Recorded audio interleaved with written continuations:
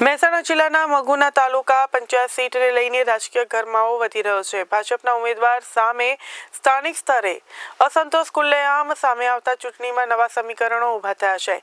હિંગલાજપુરા, લાલજીનગર, દેવીનાપુરા, દેલોલી અને મુગુના ગામોમાં આગેવાનો દ્વારા અપક્ષ ઉમેદવારી નોંધવામાં આવી છે. અગાઉ ભાજપના ઉમેદવારો વિરુદ્ધ આશરે 1600 લોકોએ સહી કરીને વિરોધ પણ નોંધાવ્યો હતો અને અપક્ષ ઉમેદવાર તરીકે મેદાનમાં ઉતરેલા હનુભા ઝાલાએ આક્ષેપ કર્યો છે કે સ્થાનિક સ્તરે ભાજપ સંગઠનના હોદ્દેદારોના અહંકારને કારણે બલોલ જિલ્લા પંચાયત અને મગુના તાલુકા પંચાયત સીટ જોખમમાં મુકાઈ છે.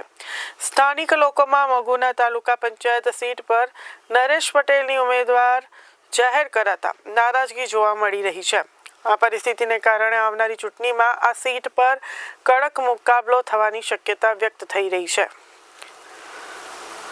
અપક્ષ ઉમેદવારીમાં એવું છે કે આ જે મગુના તાલુકા પંચાયત સીટ ઉપર ગત ટર્મ પણ નરેશ પટેલને આપવામાં આવેલી અને આ જ નરેશ પટેલ કોઈ લોક સમર્થન નહીં, કોઈ જનસંપર્ક નહીં, કાર્યકર્તા તરીકેની કોઈ સ્થાનિક ત્યાં કોઈ કામગીરી નહીં, અહીંથી જ મોટા નેતાઓની ચાપલુસી કરી અને મેન્ડેટ લઈને આવી જાય છે.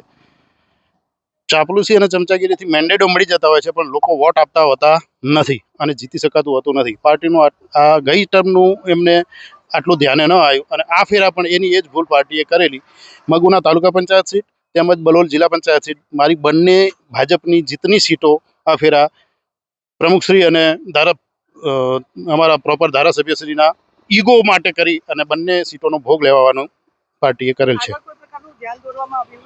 અગાઉ પણ અમે 1600 સહીઓ સાથે લાલજીનગર, મગુના, હિંગળાજપુરા, દેલોલી અને દેવીનાપુરાના લોકોના 1600 સહીઓ સાથેના લેટર હેડ ઉપર લખી અને અમે પ્રમુખશ્રીને તથા સુખાજીને અને દરેક જગ્યાએ જાણ કરેલી હતી. છતાં પણ અમારી સીટમાં કોઈ બદલાવ કરવામાં આવેલ નથી. આ તો મારે મનાવવાનો કોઈ વિષય રહેતો નથી. આ તો ત્યાં લોકભાવના એવી છે કે ભાઈ નરેશ પટેલ ન જોઈએ એટલે ન જોઈએ.